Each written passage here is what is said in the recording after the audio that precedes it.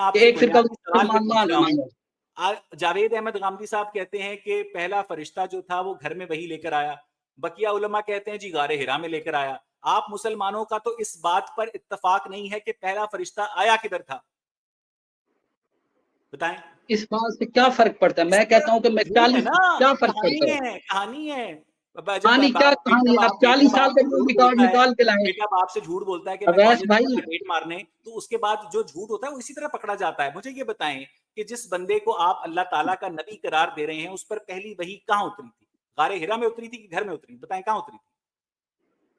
اس سے کیا فرق پڑتا ہے پھر؟ اس سے فرق یہ پڑتا ہے کہ اگر کہانی سچی ہوتی, اگر کہانی میں سبسٹینشیلزم ہوتا تو وہ کہانی سٹینڈ کرتی فیکٹس کی بنیاد پر. آپ جتنی مرضی کراس کوسچننگ کرتے, آپ ٹک ٹک ٹک جواب دیتے. آدھے مسلمان کہتے ہیں کہ پہلی وحی غار ہرا میں اتری, آدھے مسلمان کہتے ہیں کہ حضور کے گھر میں اتری. تو آپ کا تو اس بات پر اتفاق نہیں ہے کہ پہلی وحی اتری کہاں.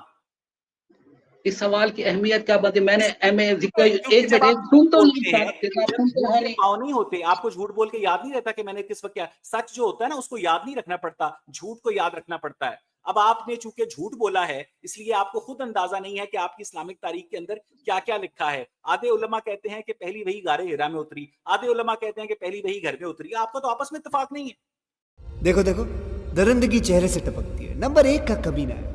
چھی چھی چھی, آنکھیں دیکھو نیت میں کھوٹ صاف نظر آتا ہے, ہوس سے بھری ہوئی.